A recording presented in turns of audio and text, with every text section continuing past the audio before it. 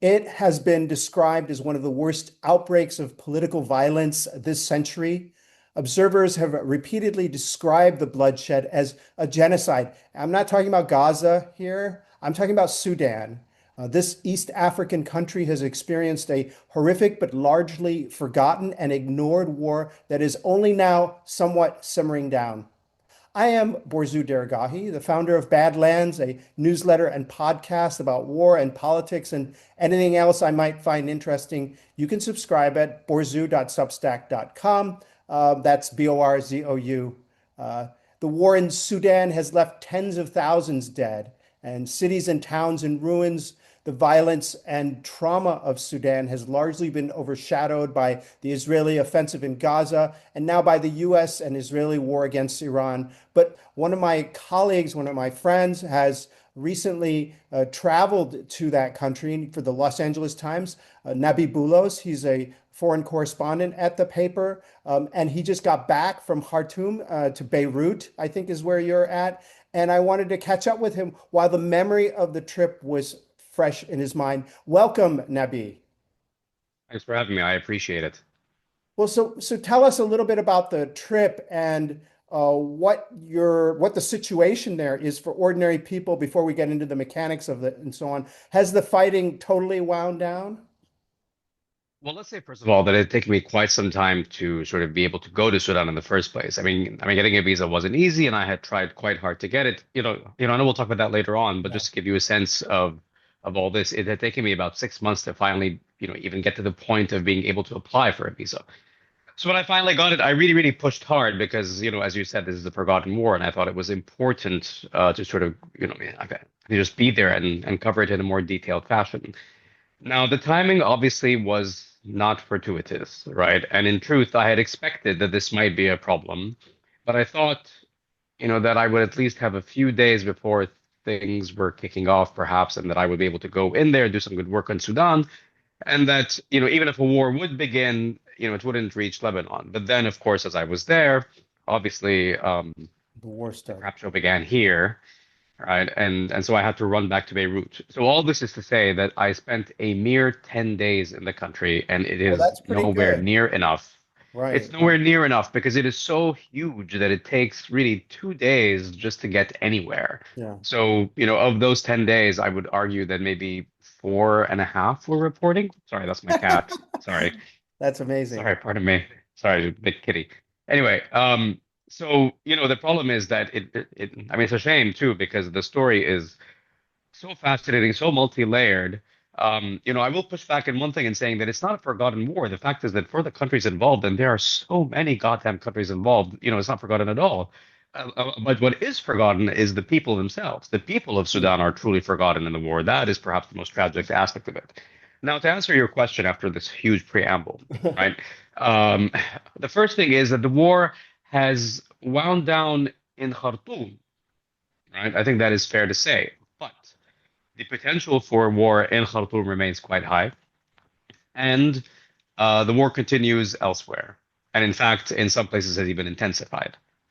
So, I mean, the sad part about the Sudan war is that again, this is such a huge country. We're talking about sort of various grievances, coming in together, and neighboring countries have been fueling it. Well, I mean, perhaps not fueling it, but certainly facilitating, Yeah. right? Well, It's I'll its get to continued that, but I conflagration. really just wanted to ask, in terms of what you saw, um, are there no-go areas? Are people fed? There was a risk of famine and so on? Is the general humanitarian situation better, worse, same? How would you say it So in is? Khartoum, it is better, right? I mean, again, it's fair to say that sort of in the northeast parts of the country, right, in Khartoum, things are better.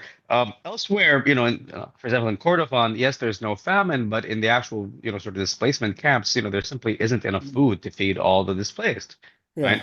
So whereas we haven't reached perhaps the desperation levels we've seen in the past, right, it still is quite desperate for, very, very large numbers of people, right? And Khartoum itself, uh, I mean, there's no war over there happening right now, but the capital is just slammed. It's hard to sort of explain the scale of destruction. We sort of overuse like in one's imagination, the word war zone, right, tends to imply sort of, like everywhere being destroyed, which, as you know and I know, is not usually the case, right? Like, I mean, the word war zone is a misnomer in many ways because, it's more like a war donut hole where the donut hole is perhaps destroyed, but the donut is okay, right? I might not buy real estate there, but it's fine, right? There are shops, etc., right? Now in Khartoum, the fact of the matter is that you actually see, war zones in the literal sense of the word, right? I mean, entire neighborhoods are just wiped out, right? And wiped out and looted and Mm. burned. I mean, it's a sort of fighting that reminds you of areas like the Ghouta in Syria, right? Just this like relentless fighting, block by block, coupled with airstrike, coupled with mortars, coupled with artillery.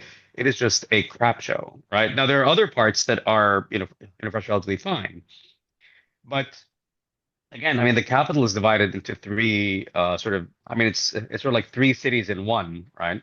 And Right. it's all divided by the Nile River. And, all these beautiful areas on the Nile are just destroyed, right? Wow. And you can't imagine, the money coming in to get this fixed up. You just can't see it. I mean, you see these vast towers that have Yeah. turned into basically, just kind of like Swiss cheese, right? Because of these huge sort of artillery strikes. Even the National Museum, they've just started recovering, sort of all that's been lost and trying to fix it up. And I'm writing about that now. It's tragic. And the fact is that the scale of the destruction is what makes it all just seem insane. Yeah. I was wondering if you could get into a little bit about the history of the conflict and how it came about. I know it's really long and twisted, but just in general, starting with the main fighters, the Sudanese army and the powerful militia that was once their ally. Can you tell us a little bit about that history and why they were fighting, and perhaps, Sure. how this kind of became, how this war was born out of a democracy movement, if I recall. So actually, that's when I was supposed to go to Sudan the first time, right? I actually had gotten a visa to go right after the revolution, and my intention was to go and check it out. And then I forget what happened in 2018. Well, start So it with that started in revolution. 2018. Start, what happened in that revolution? So I mean, very simply, right? There was the usual sort of economic grievances involving people just not being able to get They by, raised the price and of that's bread, as I recall. they raised the price of bread. And there was already trouble when it came to gasoline, etc. And so basically that started into these sort of large scale economic protests that then, of course, morphed into the usual, we want Bashir, the longtime strong man, to Omar lead, Bashir. Yeah, right? he was wanted by The Omar Hague as Bashir. well. This guy's a war criminal. Yeah. Exactly so. Not a nice guy, right? And so what ended up happening there was that, eventually the army, right, as it does, right, went in and did a coup, right, and installed To this preempt a general, right, popular revolution, basically. Yeah. exactly so. And the idea was that this general, he was going to have a sort of mixed military civilian, uh, Hybrid. government. It Yeah. was supposed to be a matter, yeah, it was supposed to be like a temporary situation, and then sort of Yeah. 2 or 3 years later, they would sort of just, go and cede it to the civilians. This, as you can imagine, did not happen, of course, right? Because then the army, right, and its then ally, the Rapid Support Forces, which was a militia The before, but that Janjaweed, then isn't that what they call the Janjaweed Janjaweed? is the origin of it. Well, so Janjaweed is the origin of it, right? Yeah. Bashir, as is the wont of many dictators, can't necessarily control all the various armed forces under his group. So he would employ sort of shock troops, right? And he would create these factions that were shock troops, right? The Janjaweed were essentially that, where they could sort of go in there, loot an area, kill everyone, Mm. right? And the pay was the bounty they would get, right? Wow. Yeah. So that ethos extended to the rapid support forces, which was Yeah. sort of the development or the evolution, more accurately, of the Janjaweed. They were integrated into the government, right? They became a part of the armed forces. Now they weren't part of the army. This is crucial, right? They were part of the armed forces, and so at the time of this military uprising again, right? They basically kicked out all the civilian, let's say, element of their government and said they would just lead it on their own. But eventually, right, the two heads, right, of the major armed factions, the army and the RSF, they came to blows. And the idea was that the RSF basically didn't want to integrate, in the army. There were a few sort of, conditions and problems, and this then led to sort of wide-scale fighting in Khartoum that lasted, at least a year, right? And by its end, Khartoum was absolutely just decimated as That a was capital. 2023, if I recall, or 2022. Correct. 2023, I believe, Yeah. and it's just extended. Actually, 2024 is when the Khartoum I think like when they entered because it's been such a confusion. Yeah. So they entered last year around Eid al-Fitr, right? The army came in again into Khartoum, and it had been a year plus. So yeah, give or take 24 or like end of 2023. So it was a real, obviously, a huge mess. And the army, now has, yes, I mean, yes, it's had Khartoum under its control for the last year, but reconstruction efforts, as you can Yeah. imagine, are extremely, extremely limited, right? There's still a fear that the RSF can still come in, right? In Where fact, are the they're RSF fighting. now? Where are they? So, so it's surprisingly close. If you look at the map, right, right now the Yeah. RSF is fighting a do or die battle in this area called Kordofan, right? Which, is about, if memory serves, about 300 kilometers or so, roughly speaking, from Khartoum. That doesn't sound like, I mean, that's not a lot if you imagine, because the fact is that right now the whole point of the RSF is to take over Kordofan, because then they can actually start launching drones on Khartoum, right? Right now, the power projection, the power projection of the Rapid Support Forces, right, is based on drones, and these are all supplied by various actors. We can talk about that in a bit.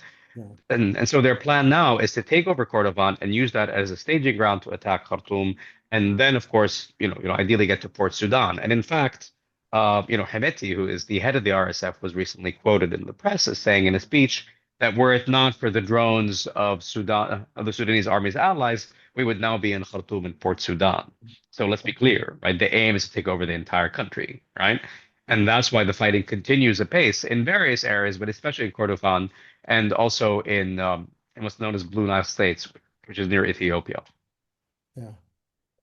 So you know what I don't understand is okay, so you have this fight between this army and this militia. Why did so many how many civilians died?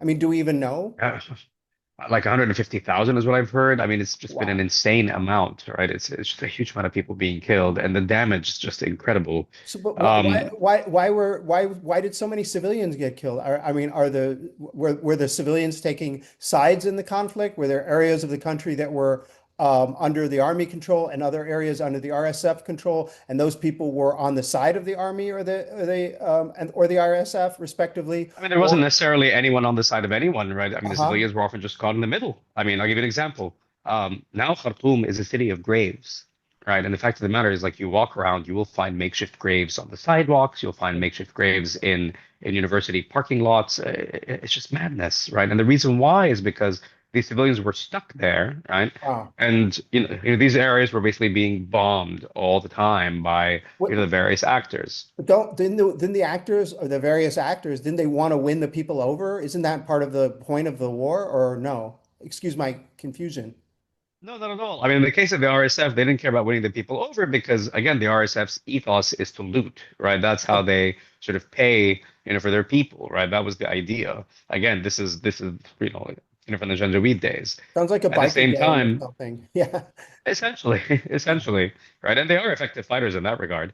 At the same time, when you're talking about the army, no, their intention was just to take charge of the area, right? To take Uh-huh. control. And so they were lobbing artillery, you had airstrikes. I mean, So there yeah, was it no was. attempt to kind of minimize civilian damage as these two forces fought each other? It's hard to say, right? I mean, I wasn't there to see the fighting and to sort of talk to them about and sort of interrogate that particular notion. But honestly, the results speak for themselves. If you Yeah. look at the capital, you can tell that the place was just turned into gigantic Swiss cheese.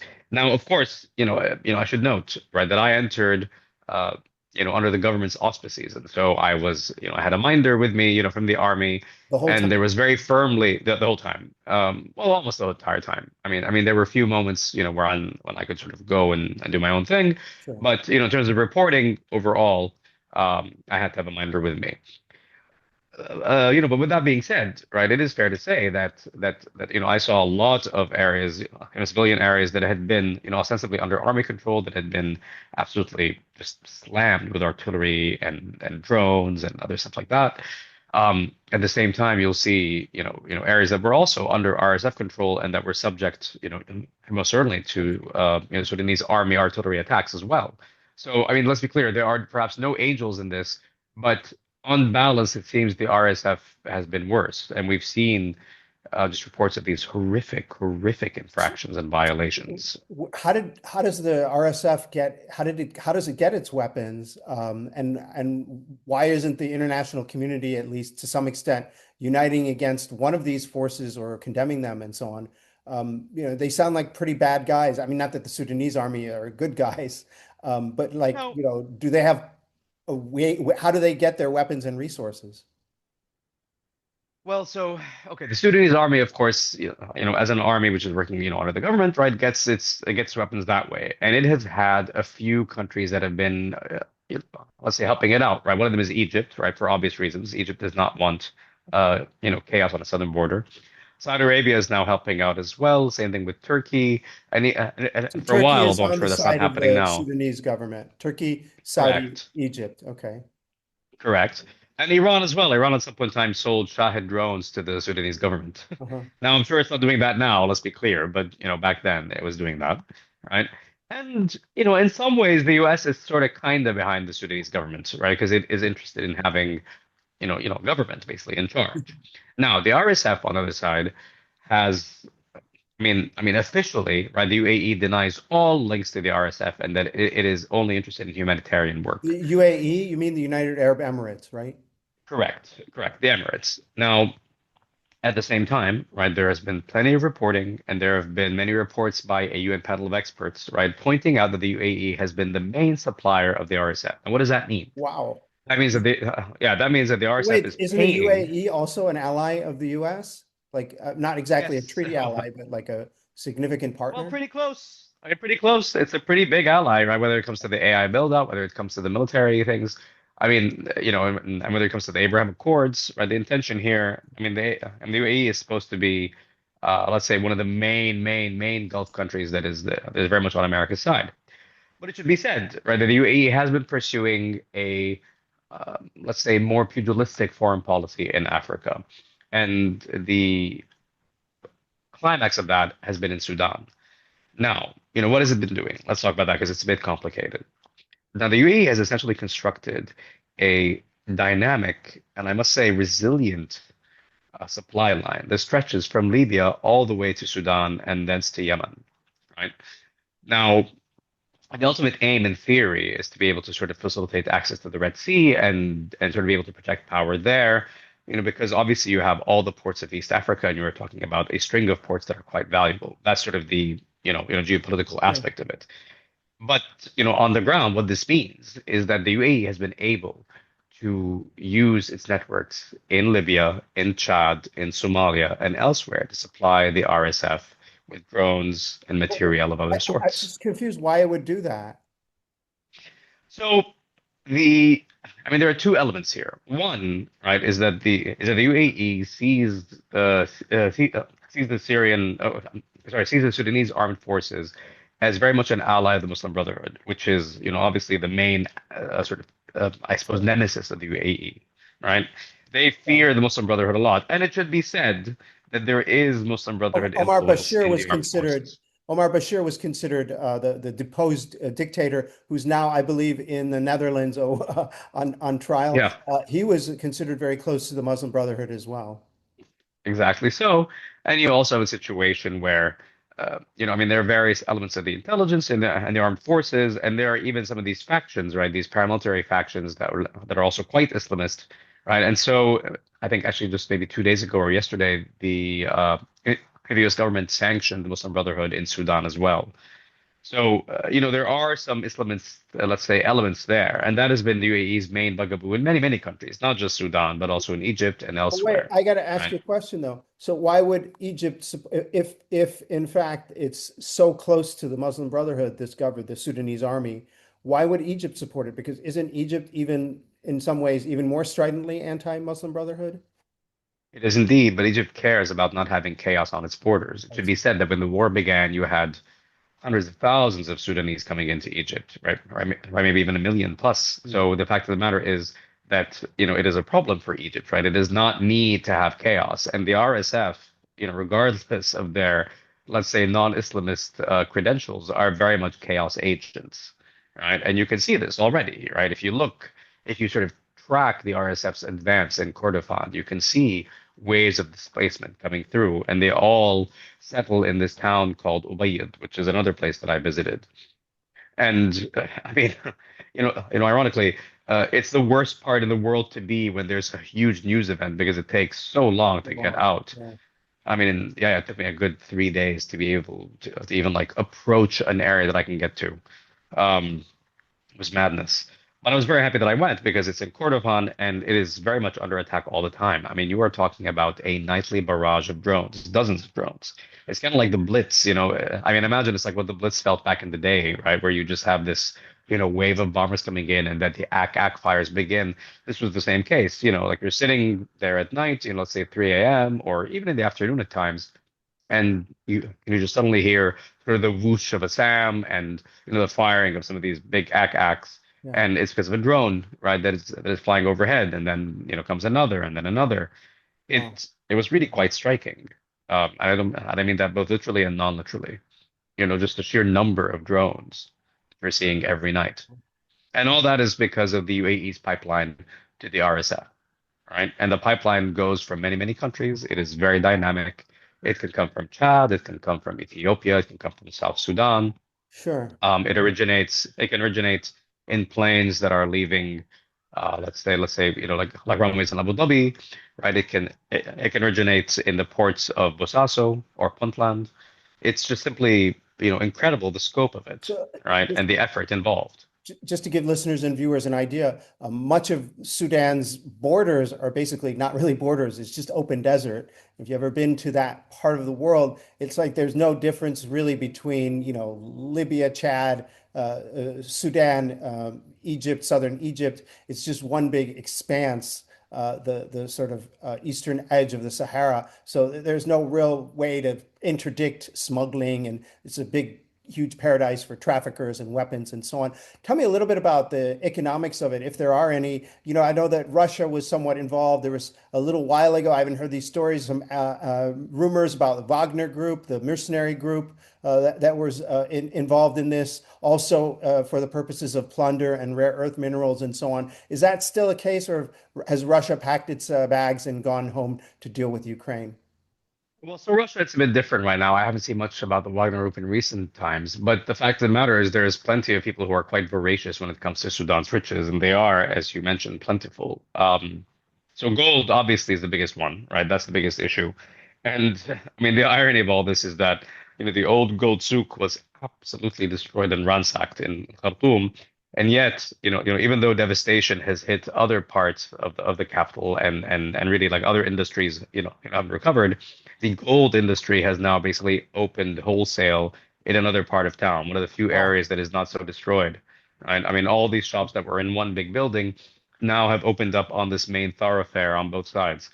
And again, it's one of these sort of ironies of war is that the gold is being sold on both sides, whether it's the RSF or the government, right, to the UAE, right? The UAE remains to be the main, let's say, importer of Sudanese gold, right?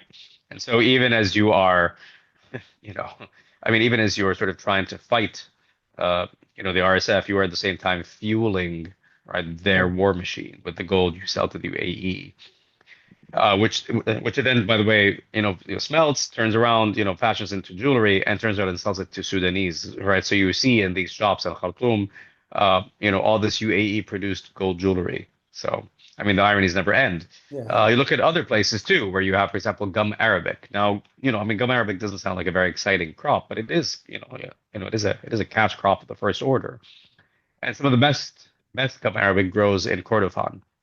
So I went to the main market there, and you can You see that managed to go to before, Kurdistan. You did, and you, if I may just interrupt for a second, please. you went to the RSF controlled areas? No, no, no, no, no. I went to the areas that are still under the government control. Okay. So let's explain. Kordofan is actually quite a few areas, right? It's quite a large region, um, and and so the RSF has been fighting to gain control of a trio of cities. One of them is called Kadugli, the other one is called Dillinj, and Ubayd. Right, Ubayd is where I was staying. Now the idea was to actually go all the way to Kadugli because the government had apparently recently broken a siege on it, but Uh-huh. that did not happen.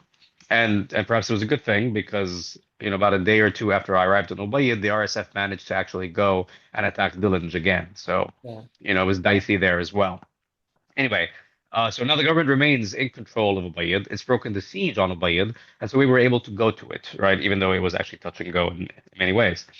And again, you can see just the sort of the use of drones almost as like an aerial IED. They just lob them. Yeah. Now, this isn't to say that they're totally random, right? There is method to the madness, right? They are attacking military targets at times, but other times you just see them attacking, this university, and it's unclear why they did it, right? It seems to have no, real use, right? And you can tell it was a targeted attack as opposed to a drone being shot down and going off course, because they've hit it 3 times. You can see, just looking at the roof of the thing, you can see sort of these 3 big blasts, and the lecture hall just absolutely destroyed. Um, it just seems wanton, for lack of a better way of saying it. Yes, sorry, it's quite depressing in many ways, I have to say, Yeah. because the fact is that it's a hugely important story, and the scale of the destruction is just so large. Huge. But at the same time, I mean, just getting around is really so difficult, right? It's a very hard place to work, I must say, Yeah. for a variety of reasons. But we can get into that later on. Yeah, like I gotta just ask this, because of the humanitarian crisis that you described, what does the country need right now? Is there any way to help? And is there, for example, a way that international community could help at this point? It seems obvious to me, so I'll prompt you on this, but couldn't the US and Israel and all these other countries that have relations with the UAE put pressure on the UAE to stop supporting this element? So at least one side just, flat out wins since both sides are kind of rotten. Well, so I mean, in theory, there is much the U.S. can do, right? And there is also the idea that it is possible, perhaps, for like let's say more stringent interdiction of arms and things like that. But at the same time, again, you are talking about a very, very resilient pipeline. So, sort of doing this, let's say, against the UAE's will is not going to happen. It has to be a situation where the various countries engage with the UAE. They try to reassure, Exactly. Right. they try to reassure it in many ways. Um, but the fact of the matter is that this is also refracted through the lens of the competition for Africa, where you have, Qatar, you have Turkey, you have others all vying for a slice of this massive, massive pie.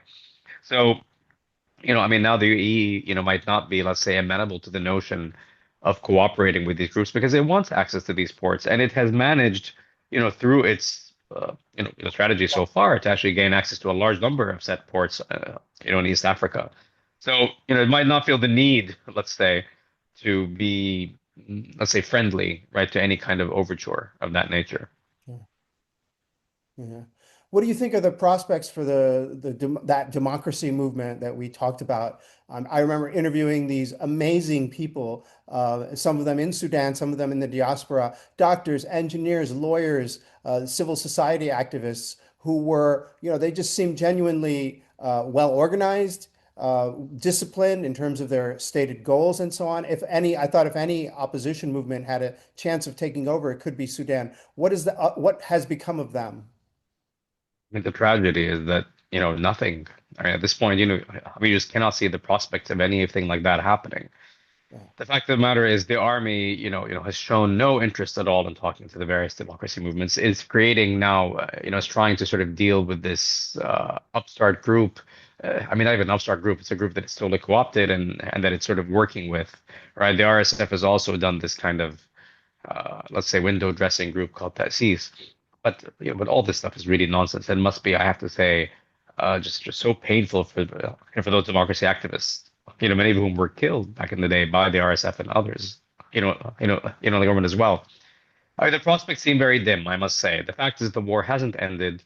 It's unclear if Sudan will ever be able to recover as a country as we know it, right? At least in the short term or medium term, let's say. At the same time, it's hard to talk about democracy when the war is still ongoing and the army remains very much in charge, or at least in the capital. And if the RSF, does manage to get into Khartoum, I don't see them being much better. This is the sad part. The people with guns are the ones in charge, and I don't see a situation where they can be beaten by any kind of democratic movement. I guess the last question I wanted to ask you before Zoom kicks me off. But what would you, for any journalists who might be listening or watching, what is it? How is it getting the visa, getting there? You mentioned you had to have a minder most of the time. Was it possible Yeah. to do real reporting though? Yes, it was possible to do real reporting. It is also hugely expensive to operate. You will need a very strong car to go around the country. If you can fly UN Haas, fly UN Haas because other airlines are very, very unreliable in many ways. Yeah. At the same time, it took me ages because I had to sort of find the right people and find the right embassy to do it. I finally went to the one in Amman, and after much back and forth, I was able to finally find the right person who could help me out in the government in Khartoum, and then I sort of did that. Uh, once that was done, it actually did take a long time. I was lucky. I was told that others, it's quite hard for them to do it, but I was getting the security allowance quite quickly. Um, but yeah, I mean, it won't be easy. Let's put it that way. You have to get to Port Sudan, right? Then you have to fly into Khartoum potentially, or drive, 11 hours. If you want to go anywhere, it is at least, like I said, a Huge 2 day, country. at least a 1 day trip. It's huge, right? Operating, without a minder can be is basically impossible, because everyone will ask. You also, like won't necessarily get what you want, right? I mean, Yeah. every day of reporting, you wake up, you then go and get permission from the intelligence people, Yeah. Whatever you right? can get, It right? is very, very tightly controlled. It reminds me in some ways of Assad's Syria. That was a bit worse, but this was very controlled as well. With that being said, you can indeed do proper reporting. I mean, certain things are just sort of, obvious, right? The drones that are coming are definitely RSF drones, for example, Yeah. right? You can talk to various people and the displaced. And yes, they'll always be sort of, like asking you about the notes, etc. You can, I think with some, ingenuity, you can probably do a good job of reporting both sides as well. Because it's important to note that the army, aren't angels, right? And they too, have engaged in terrible practices. Again, the RSF on balance seems worse, but one can sort of be fair about it. Yeah. So yeah, it's not easy, right? It is not as hard a place to work as, for example, Saudi Arabia, where you get no information whatsoever. At least in Sudan, you get information, right? It might not be great information, it might not be, and it certainly is usually horrific. But with that being said, you can do real work. Nabi, thank you so much for speaking with me. I really appreciate it. Well, thank you for having me. I appreciate it. Again, this is Borzu Deragahi. This is my podcast. It's called Badlands. It's at Borzou, Borzou .substack.com. Please subscribe. Please tune in. Please share. Thank you so much.